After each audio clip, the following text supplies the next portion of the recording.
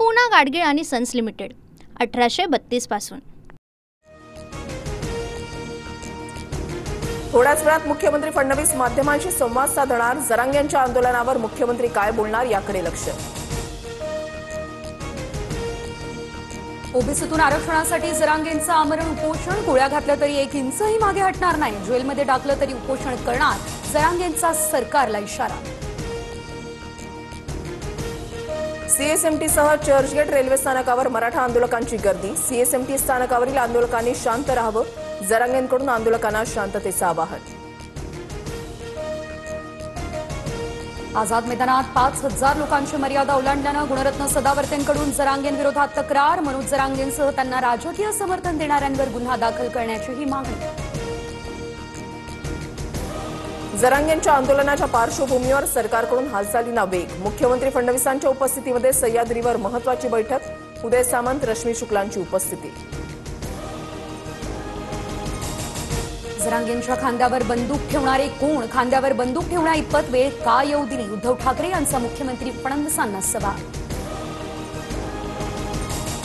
राधाकृष्ण विखे पाटील मुंबईकडे रवाना। जरांगेंच्या आंदोलनाबाबत विखे पाटील फडणवीसांना भेटणार। सरकारचं शिष्टमंडळ जरांगेंसोबत आजच चर्चा करण्याची शक्यता।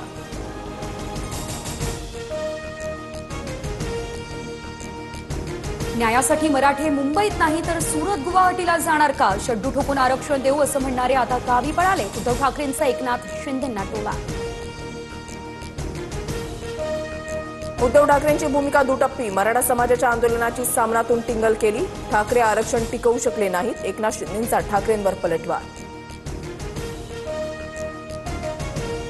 अजित पवार यांच्या राष्ट्रवादीचे आमदार प्रकाश सोळंकेंनी घेतली मनोज जरांगेंची भेट। सरकारने ठाम भूमिका घेण्याची वेळ। प्रकाश सोळंके यांचं वक्तव्य।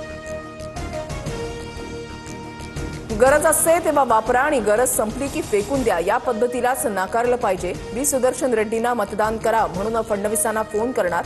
उद्धव ठाकरेंचा फडणवीसांना टोला। विविध देशांच्या दूतावासातील महावाणिज्य दूत यांनी घेतलं वर्षा निवासस्थानी बाप्पाचं दर्शन। मुख्यमंत्री फडणवीसांच्या उपस्थितीत वर्षा निवासस्थानी बाप्पाची आरती। मुख्यमंत्री फडणवीसांकडून नांदेडमधील पूर स्थितीचा आढावा। 5000 लोकांचा सुरक्षित ठिकाणी स्थलांतर। छत्रपती संभाजीनगर इथून लष्कराची एक तुकडी पाचारण। मुख्यमंत्री फडणवीसांची माहिती।